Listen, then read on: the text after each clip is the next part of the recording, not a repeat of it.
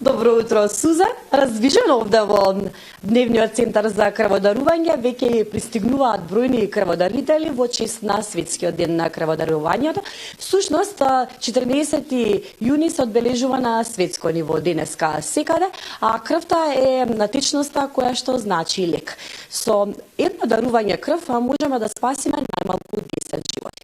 Во продолжение за тоа како ќе се одбележи Светскиот ден на крводарителството во Македонија и каква е состојбата во однос на крводарителството овде кај нас, зборувам со координаторот на Дневниот центар Дениса Абдула. Благодарам што сте заедно со нас. Добро утро, добро во Дневниот центар за дарување на крв во Даре Джамба со зградата на хуманите организации при Црвениот крст на град Скопје. На кој начин ќе се одбележи оваа година Светскиот ден на крводарителството? Денешниот ден, пословното или мотото, дарувај крв, дарувај плазма, споделувај живот, споделувај често, го започнуваме денешниот ден, со тоа ги повикуваме сите граѓани да дојдат да не посетат во Дневниот центар, исто така од 8 часот до 15 часот и во Институтот за трансфузиона медицина од 8 часот до 18 часот попладне, да дојдат и да дадат својата хумана течност во некој што најмногу му е потребно. Кажете ми, кој може да биде дарител? Секој оне кој што се чувствува здрав, има желба и мотив да дарува крв, кој што сака да се приклучи на ова големо хумано семејство, кој што не прима.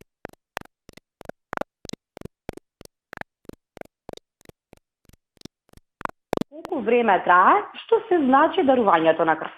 Дарувањето на крв представува неблагородниот чин од алтруистичка природа.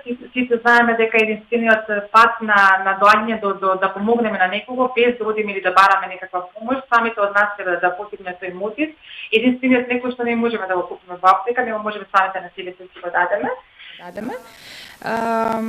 Самиот чин представува неболно, безболна процедура, трајање река од 5 до 10 на минути и секој реков како што е здрав човек може да пристапи кон дарување на крв од 18 години па се до 65 годишна возраст. Кои се побројни, мажите или жените, доколку направиме ваква споредба? Кои се побројни дарители? Како мотиватори и жените и мажите се оние кои што не посетуваат и даруваат крв, меѓутоа како бројка секако мажите се оние кои што даруваат повеќе крв. Дениса, дали може да направиме некаква, да дефинираме одредена бројка на годишно ниво, колку дарители имаме во нашата држава? Значи, ние дека околу 30.000 даваат на годишно ниво, меѓутоа според годишниот план ние известуваме со 55.000 крвни единици на годишно ниво. Кажете ми, што вели статистиката, дали низ годините се зголемува бројот на крводарителите? Не разбира се момент дека се повеќе како во Дневниот центар, така и на медицина и воопшто во територијалните општини, должни цела Македонија, бројот на крводарители се зголемува од ден на ден и тоа нас посебно не радува.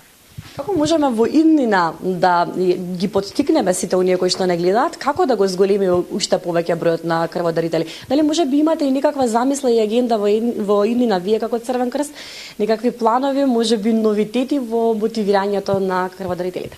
Токму така, една од целите на Црвениот крст е да мотивира, напредува млади мотиватори, почнувајќи од клубот на 25, па се и овдека во центарот и воопшто во целата долж Република Македонија, преку општинските организации, ние секогаш мотивираме, напредуваме преку крводарителските акции, ги мотивираме сите оние кои што сакаат да дојдат и да се приклучат кон големото хумано семејство, да даруваат крв. Ви благодарам многу. Во продолжение, ние успеавме да убедиме под наводници, односно да замолиме еден од крводарителите да поразговара пред камерата на Алфа телевизија. Во продолжение ќе зборувам со Марко Тодоровски, тој е млад крводарител. Марко, пред да започнете со процесот, најнапред ќе ве поздравам, ќе ви честитам за оваа хумана дејност која што ја правите. Фала ви многу, чест ми е да дарувам крв. Може ли да ни кажете од кога започнавте да дарувате крв?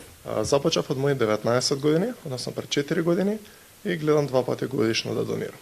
Најчесто или после некој испит или после од една од традиционалните крводарителски акции на Црвениот крст. Тоа значи дека ваквите акции, Светскиот ден и останати акции вас ве мотивираат? Да. Во главно за Богородица, во август месец донирам најчесто и другиот пат кога ќе најдам некој слободно време, најчесто јануари. Паметите ли која беше причината пред 4 години? Која беше вашата главна мотивација и поидовна точка за да дојдете овде? Студирам на медицинскиот факултет и знам колку е значајна нели крводарителството, целата трансфузиона гранка и поради тоа после еден положен испит решивме со колегите заедно да отидеме да даруваме крв. Кажете ми, дали постои посебна подготовка? Се подготвувате ли претходно посебно околу храна, можеби некаква физичка активност пред да дарувате крв? Па пред да дарувам крв немам некоја посебна подготовка, само гледам нели обично или здравиот живот што водам, малку да е некој повисоко ниво.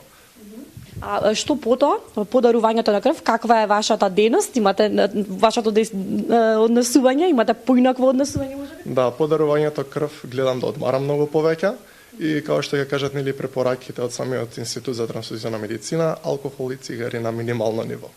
Какво е чувството додека дарувате крв? Додека дарувам крв се осеќам многу убаво, се осеќам како да помагам индиректно нели на некој, а и самото чувство од кое ќе заврши со дарување крв е нешто што треба да се искуси лично. Колку низ овие 4 години успеавте да мотивирате некој меѓу вас, вашите пријатели? Точна бројка не можам да ви кажам, бидејќи најчесто се собираме групно со колеги ако одиме заедно, или пак заедно со волонтерите од Црвениот крст после некоја традиционална акција, да кажем околу 20 луѓе. Околу 20 на луѓе. Тоа е одлична бројка за мотивација. Се надеваме дека и ние низ овој разговор ќе успееме да мотивираме некого. Благодарам многу за одвоеното време. Посакувам добро здравје и уште еднаш честитки за хуманоста. На вас. Да, тоа е отприлика она што се случува утрина овде во дневниот центар на Црвениот крст во Даре Џамбас. Ке ве поканиме сите вие кои што не гледате, доколку се чувствувате подготвени да дојдете денеска или било кој ден. Овој центар всушност е постојано отворен да даруваме крв, да спасиме нечи живот. Споменав дека со едно дарување крв спасуваме најмалку 10 животи. Впрочем, крвта треба да го чека пациентот, а не пациентот крвта. Доколку се слушаме во студио, јас од овде би се одјавила, мислам дека ние како медиум, како Алфа телевизија, како Добро утро секој утре успеавме на достоен начин да го одбележиме светскиот ден на крводарувањето.